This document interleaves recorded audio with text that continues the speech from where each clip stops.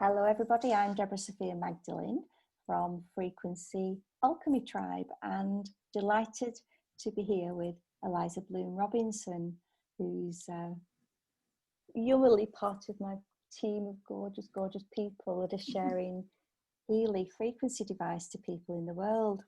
And Aliza told me earlier on today about an experience that she had with Healy with a father. So Aliza, first of all, just tell us a little bit about yourself and how you came to be going to see your father. Yeah, so just in a couple of sentences, my background, I've been working with spiritual awakening for my career of over 20 years as a New Thought minister, a unity minister.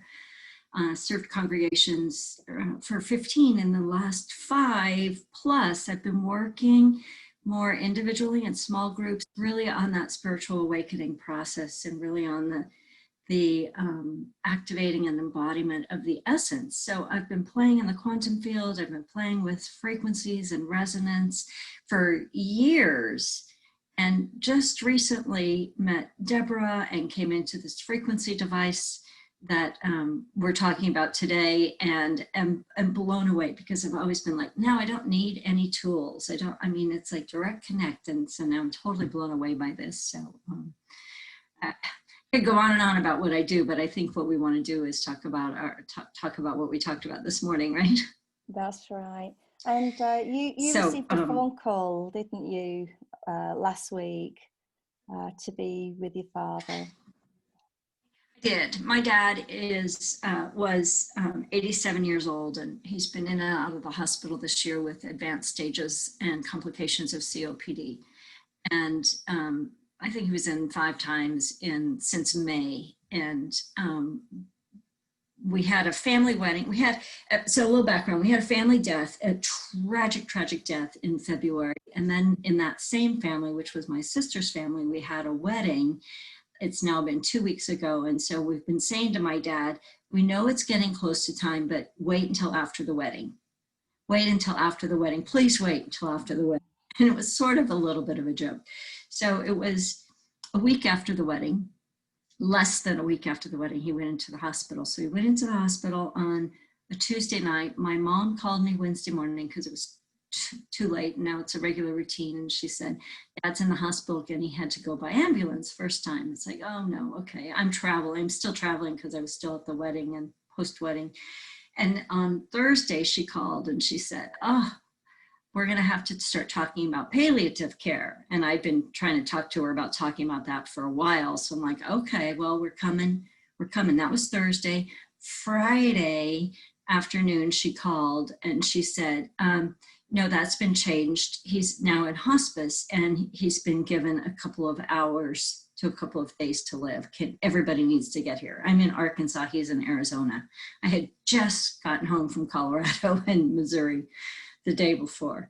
And so we all got there. We all, my brother and my sister and I all got there by Saturday. The hospice nurse actually called me Friday and said, we just had this long conversation, and she basically said, we're going to keep him in the hospital until you guys are all there. Once you're all there, we'll transport him home because we don't think he's got but a couple of hours once we take him home because he was on such high levels of oxygen and everything else he was on.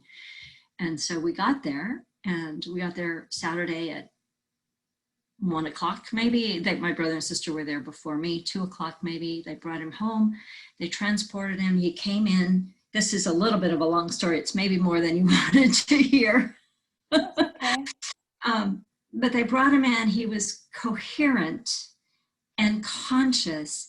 And we had this incredible, maybe 2 hours where he just said, I'm so happy you're here and I love you so much. And he FaceTimed every single one of his grandchildren, 7 of them, who are all in their 20s and 30s. So the fact that we even got 7 on a phone call was amazing, much less FaceTime.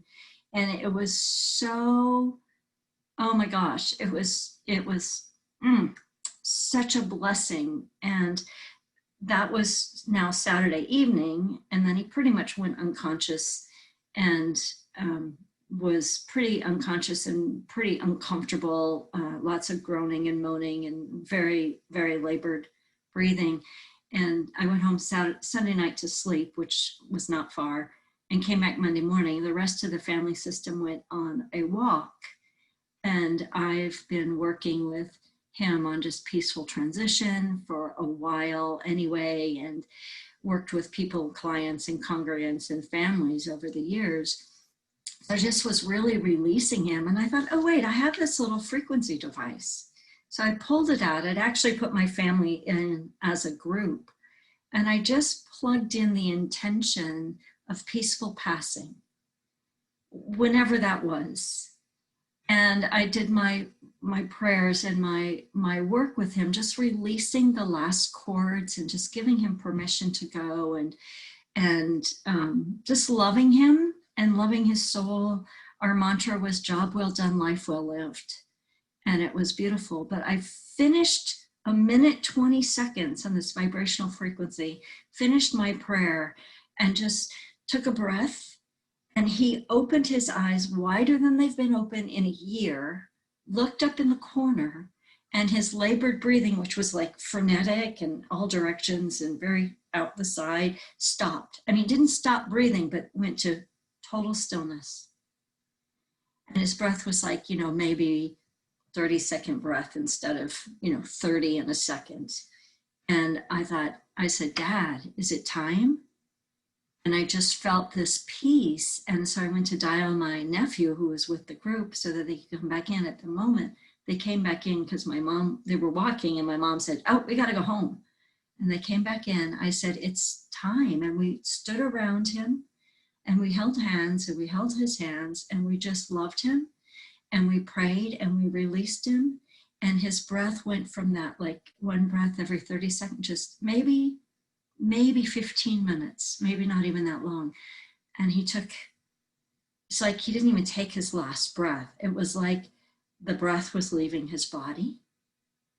And then my brother, who's, I would say, the least sort of connected, or maybe the most, but I would have said the least connected, he looked up, he said, Dad's looking down at the top of our heads. Wow. And then later he said, I've never felt a soul leave. I felt his soul leave. I felt that he was done. And then because we were at home and hospice at home, we just stood with him. We kept nobody wanted to turn the oxygen machines off. He had 3 of those great big huge units running. And so maybe a half an hour later, we finally turned the machines off. And then we got to just sit with him for a couple of hours. And it was so, I just know that frequency device and the intention was like, gave him that last, like opened the door or released the last chords, or I don't know what, but I know it was magical. And it was such a sacred moment to be able to be with him and also to have this little device. Oh, Eliza, that is so beautiful. To be able to help somebody. And do you think that it helped just him or your family as well? Oh, I am 100% convinced that it helped my whole family, because I put my family in, I'm probably on my way there. I'm brand new to Healy, so I didn't do some of the things you taught us earlier today about how to set up a group, like getting full permission and all of that. But I've been just using it for ease of the system, because it would just soften the system. And I know it made a difference. And I've also kind of known that, this sounds a little strange, but my presence makes a difference in my family, because they can be, and then I just like, my beingness, my work in the world is to create this spaciousness, and I can feel it in them when I'm,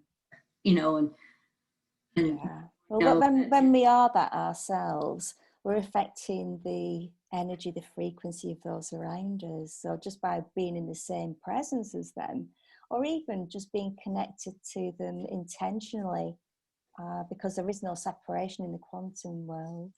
Yeah. And then throwing this little device in, it just feels like it just feels like it makes such a difference.